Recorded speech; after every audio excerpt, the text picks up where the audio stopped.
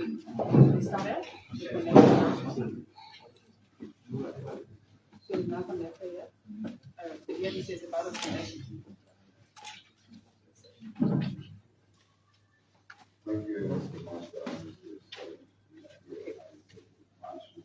Good evening, ladies and gentlemen of the press, and I'd like to, in a special way, welcome all of you to this very special edition of the press briefing.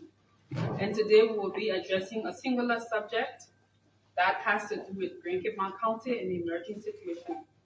But before I go into detail, I'd like to introduce to you our team. You see here is a joint effort between the Executive Mansion, the Liberian National Police, and the Ministry of Information. On my far left is the representative, particularly the IG Inspector General Gregory Coleman of the Liberian National Police.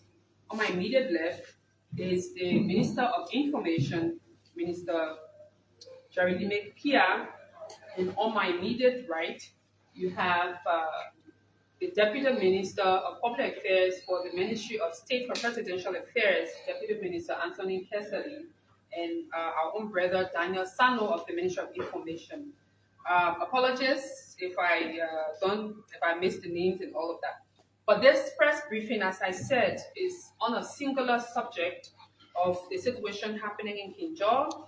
The Executive Mansion is concerned about the current violent situation taking place at the Beer Mountain Mining Company and the citizens of that part of the country. So today, following the cabinet meeting, there was also earlier on a special cabinet meeting held with cabinet members in His Excellency President Joseph Imam Boakai. At the conclusion of that meeting, and due to the emerging information that His Excellency received, the Excellency set up a committee of sector ministers to immediately, along with the Liberian National Police, to follow up on the current situation as it emerged. And the sector ministers that were designated to be able to go to Kinjal and follow up with the current protest action taking place in that part of the country. The ministers' names were the Minister of Justice, the Minister of Mines and Energy, the Minister of Labor, and the head of the National Bureau of Concession, along and in close collaboration with the Inspector General of the Liberian National Police.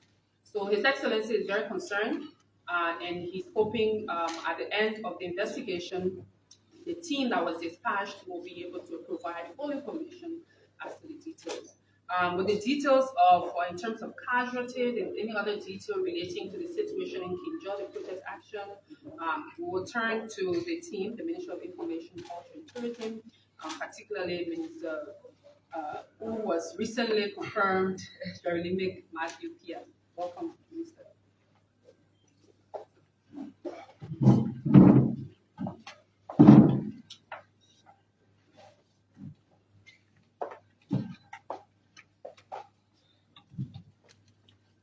Good evening. Recently, when we appeared for our confirmation hearing,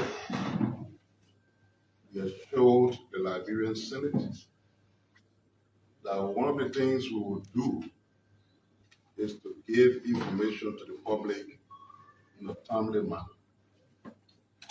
We also promised that we will be very truthful in our interaction with the public, so as to have the kind of integrity we should have as a government. If you have a government that is not trusted by the people, you have a problem. So it is our job to ensure that the people trust their government, and the way to do that is to be very honest and transparent in all that we do. All of you have been following the situation unfolding in Kinjal, Grand Cape County. Let me start by saying the situation there did not start with the current administration. There has been issues in Kinjal, but of recent, issues escalated.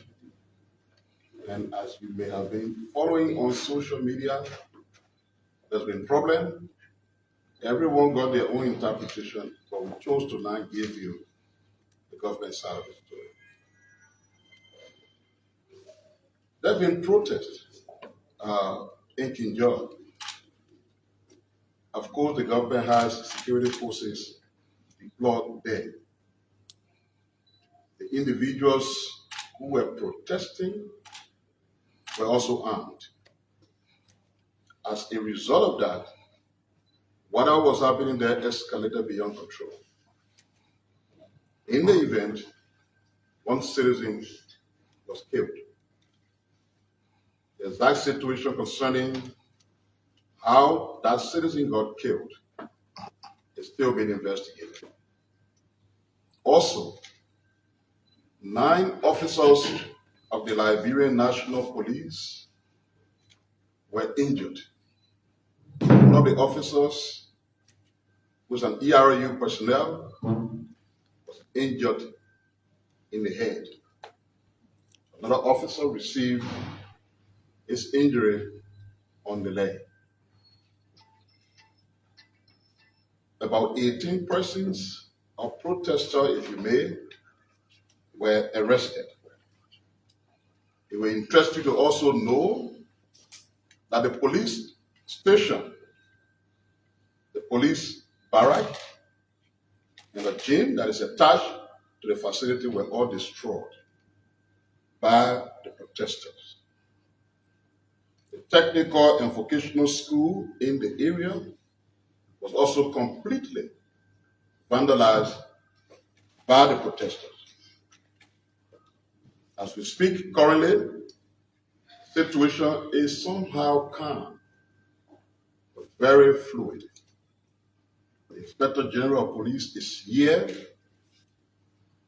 He could add other information he has, but we want to assure you that the government is fully involved with what is taking place there. As the press secretary said, the president dispatched a team. You'll be wondering why those individuals, the labor ministry is associated with workforce. The Bureau of Concession, that's a concession area. So all the individuals that were named the Minister of Lands and Mines, they are people whose job, is exactly associated with what is taking place there. Our country is evolving.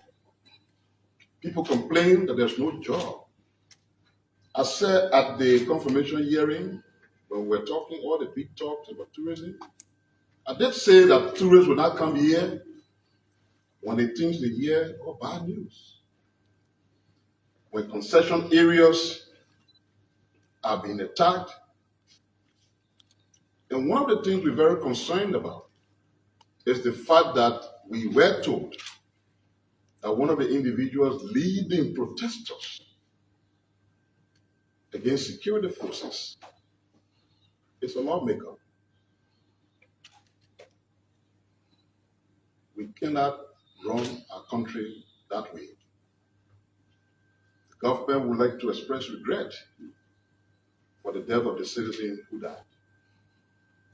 At the same time, we must understand that all these security officers are people who also die. They leave their wives, their children, and their family members who want to serve the state. In the event where in the discharge of their duties, they themselves are under threat, they will have to act consistently with their own regulations. But the fact that there is a death of a citizen is something that the government regrets. We also sympathize with those officers. 9 officers who are wounded. The one that is wounded in the head, no one can say how it will end. So we have to keep our country in a way that shows to the rest of the world that we are ready for business. We cannot afford to make our country a lawless place. There are problems all over the place, different concession areas. Problems not created by this government.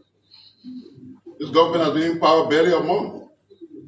And is committed to solving some of those problems. But should we use violence as a means of solving problems that we have? We don't think so.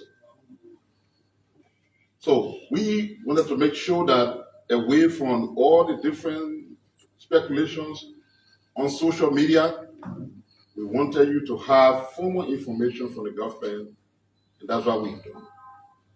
We'd like to pause here so that you can ask questions once you have. At that point, the Inspector General of Police, who are we allowed to say something if he has, before we take your question, we assist in answering those questions, especially those that may be security related.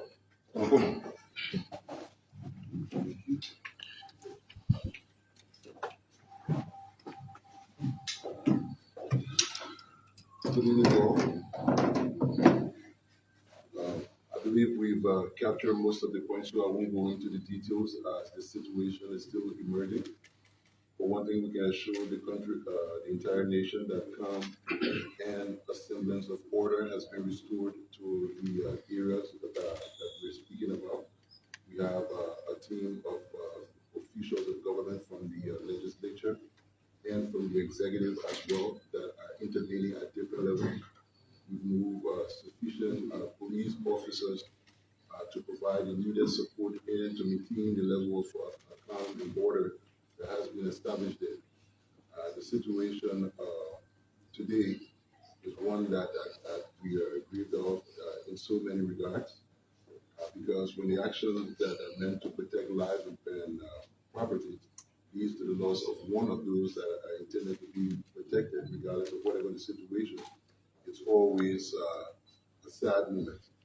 And our condolences go out to the family, and we're asking the general public, especially those in that area, to cooperate with the police and assist us in these times to be able to maintain the peace while the investigation goes on to get to the root cause and the officer involved shooting as well. The team has been dispatched to ensure that the procedures were followed, to investigate the use of force continuum, and to be able to come out with accurate information for the general public and to the family as well. This administration at the National Police, we will be accountable. We will be fair in our investigations. So we owe it to the general public to report truthfully. So as soon as the investigation, as per the officer involved shooting, is concluded, we will be released to the general public. However, we dread the loss of life. We sympathize with the officers who are wounded in the hospital as well, and the other citizen as well who has a bullet wound as well in the hospital. Today, the officers exhibited maximum restraint. They utilized every last community policing technique available to them. They went into using the non-lethal weaponry until it was completely exhausted. They made frantic efforts to call on lawmakers, to call on community leaders, to ask the protesters to back up, and the situation went to where it ended as to where we are today. So the investigation is ongoing, and I'll like to stop here and take questions from the press. So thank you all very much. We'll take a few questions. You'll call your name, your institution, and then you ask your question. Yes. Good evening, IG Sui on the platform. IG Coleman. Sorry, my apologies. IGB Gregory. Yeah, sorry about that. Well, my name is Kelvin Demi of Prime FM. I listened to your statement issue. I'm concerned about the impact of the injury caused on their soldiers. Is it as a result of what? Because I was hearing that the protesters carried with them single barrels. Well, amongst the protesters were a couple of them who were armed with artisanal weapons, the single barrel pistol, and two of the 9 officers wounded received bullets from those weapons. Yes. Thank you. You first, and then you think. Thank you. I'm Sylvester Trupley, and I work for the School Network. Honorable Minister, in your speech you mentioned that an individual who is also a lawmaker led the protesters. would you mind naming that individual? And for the situation you bring in County, how long will it take you to totally calm down the situation? Come again, the last part? How long will it take to do what? To calm down the situation. All right. So, if we had all the facts about the name of who that lawmaker was, we would have said it. But it's still being investigated. And we want to leave it at that until the investigation is concluded. The IG did say that some level of calm can be restored to the area. But I said the place is still fluid and tense. And as long as the situation remains that way, the security forces will remain engaged. But from time to time, we endeavor to update you until total calm is restored and we are convinced that the situation there has been resolved. Okay, Minister Pia, my name is Tia Williams and I report for Focus on Liberia Online Television. You indicated that some of the protesters were in arm. I'd like to know, how did they get the arm? How would I know? What I can say to you is that, and which was confirmed by the IG, is that they were armed. How they got it? All of that is being investigated. There is an ongoing, very active ongoing investigation. Okay. And the lot that are not known now will be subsequently known to Julius.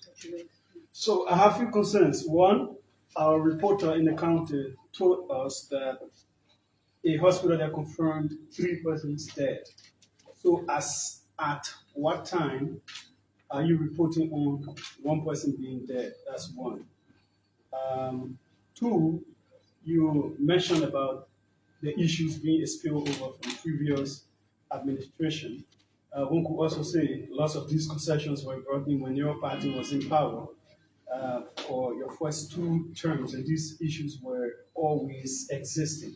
Are you trying to find excuses or what? No, we don't find any excuses.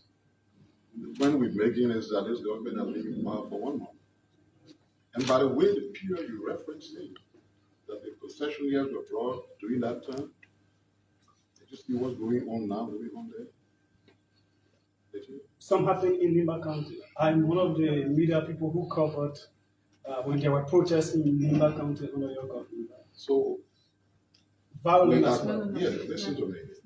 We're currently talking about what is happening in India.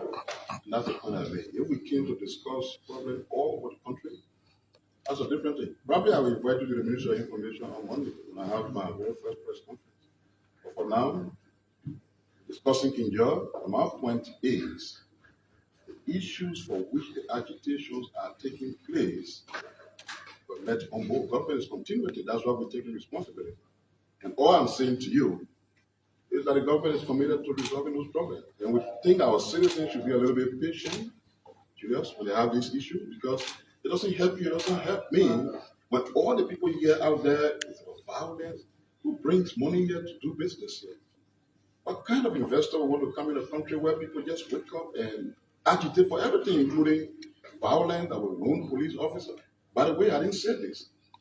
2 private citizens also had their homes burned down to ashes. Should we live like that?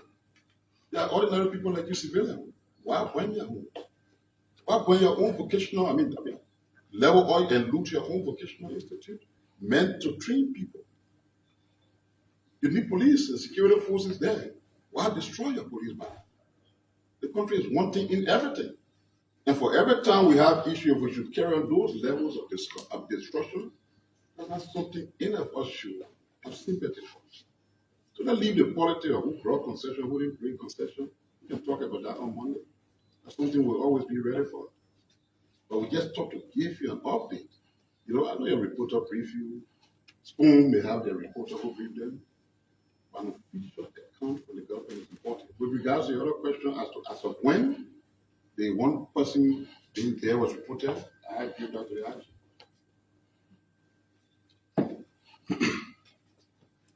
So once again, as far as I'm being informed, as of 15 minutes before I walked in here, there was still 1 person reported there.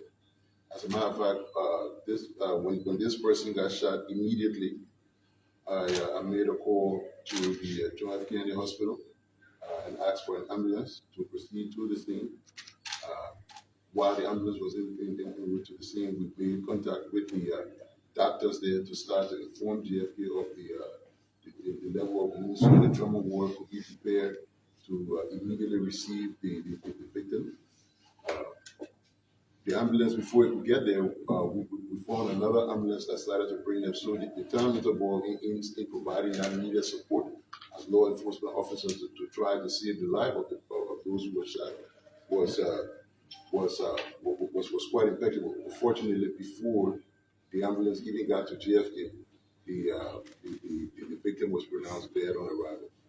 As of the time of walking, there was no other fatality reported that we know of.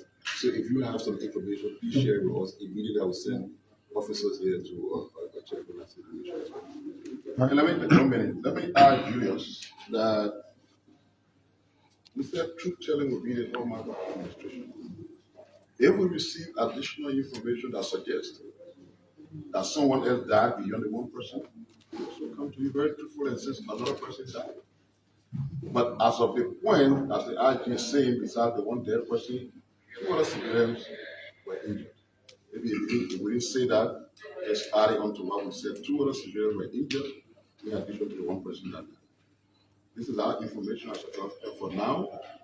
If we have additional information that suggests that somebody else died, you need to the same way. Thank you very much. My name is Godfred Padu. I report for Report 231 Media Network. What is the level of security now in that place? That is one. And two, was the construction area, the company, was it also affected by the protests? When you speak of the level of security, what are you referencing? Is there a lot of security? Threat or security presence? Yes, security presence. There's very, very huge security presence in that area. You have at the police level, you have the command led by the Commissioner of Police for Operation, Commissioner Prince Davis. We have the commander for the PSU and the commander for the PRAU there as well. Just had to dispatch the PSU commander to another scene in Babylon with about people in an emergency situation. But there's high security presence. We are in command. We are in control. The next question. The concession was affected? Yeah, there was serious property damage. We have reached out to the concessionaires to try to give us a list of all of the items that got damaged. But as part of our drone footage that we collected, we did see about at least 4 or 5 machines, including a compactor, excavator, and front-end loaders and stuff being set up base. The police barracks and the police station as well, with the guard group and the gym that was vandalized. There was also, I took one time an engagement in one of the facilities where there was some serious looting going on. I asked the police to back up because the only thing that was left at the time was live rounds. So since we're on illegal weaponry, we asked the police to back up so as to not engage them any further. Okay, thank you. My name is Joseph Daniels, and I work for OKFM. You mentioned that there was a use of arm and ammunition from the protesters. We also mentioned that some protesters were arrested. Yeah. Were they arrested along with the guns that you are talking about? If so, do we have any pictorial evidence to that? My concern at this point in time has to do with the fact that people are wounded, someone is dead, the investigation is ongoing. I can tell you that yes, indeed, a weapon was used because there's evidence by the wounded officers we have in the hospital. Whether that weapon has been apprehended or not, I cannot say, but as the investigation unfolds, the more information we get, we will continue to update you. But there's evidence that at least no weapons was used because we had officers who were wounded, the pellets are within them. this point in time, why you're standing asking this question is just everything. The thing is evident. So we'll take any further last question, and then if not, we will. Julius, I see you got additional question? No, it has been answered. Okay. Okay. Yes. Yeah, my name is Samson David, and I report for ERPC. Were you able to establish the actual cause of the incident with you? Well, the actual cause will be established by the investigation. Let's not preempt. I mean, we could assert to a lot of things right now. They have a petition that has been presented. They have multiple layers that they're engaging. So when we get the total information, at least that will be released to you. Because if we start giving bits and pieces now, we might lead you in the wrong way and even miss the investigation as well. So thank you. Let's say this before I end. Thank you, Homer. So this process will be ongoing. Tomorrow, the press secretary will have a normal, regular briefing. If she got some information to give to you, she will. Like I said, on Monday, there will be a major press conference at the Ministry of Information beyond the situation in Kinjal. Notwithstanding, if there are additional updates from Kinjal, we'll also provide those updates to the press. So, like we said, the investigation is ongoing. More facts will come up. We'll continue to update you. But we thought as a government it was important to say something to our people for what has happened.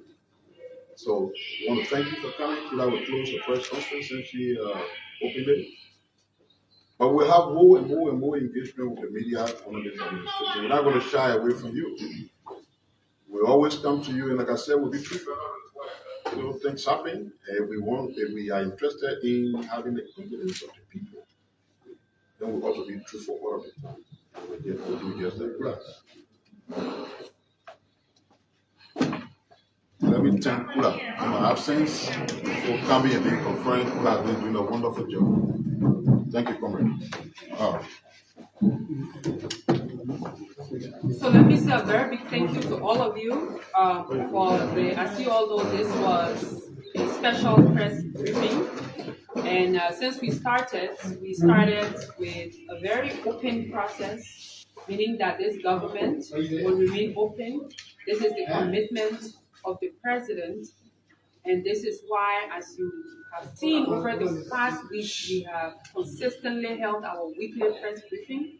We do intend to continue to update you, especially on issues and information about the presidency, about the office of His Excellency President Joseph Boakai.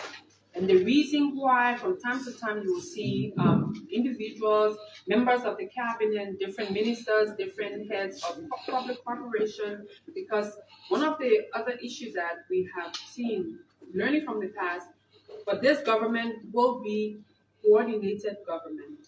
We will coordinate our communications arm.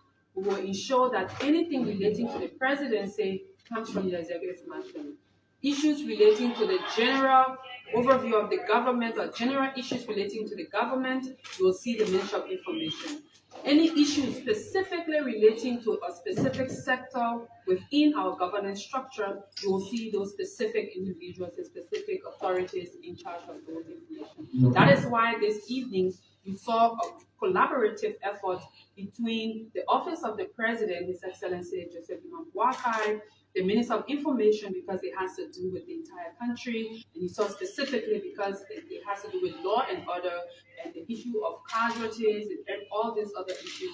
That's why you see the Inspector General of Police. As time goes on, you will see the continuation of this level of coordination between all arms of government as we all work together to inform the public, to keep the public informed on issues relating to this government. So thank you again. On tomorrow, we will have our press briefing covering issues of His Excellency President Joseph Boakai and the presidency, his activities, his work, all the questions that you have relating to His Excellency President Boakai, we can be able to take those concerns.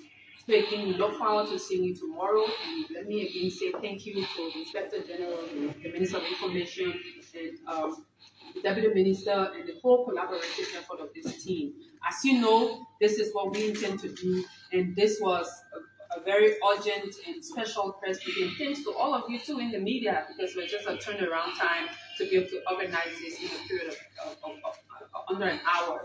And this is important because of the important nature of what's happening in the country, particularly that part of the country. So I would like to also introduce Mr. Daniel Sando, who you people probably have heard. The Daniel Sando, if you have not seen him, that's the Daniel Sando. You'll be seeing him, and he's with the Ministry of Information, Deputy Minister of Technical Services at the Ministry of Information, Culture, and Tourism. So from time to time, you will see a collaborative effort. So we will keep following this development, as the president is very concerned about what's happening. And again, we sincerely share sympathy with the family of the one casualty that we've seen a fatality, and have consistently following the situation happening at the different health centers across the country. So again, thank you so much. Hopefully I see you all tomorrow.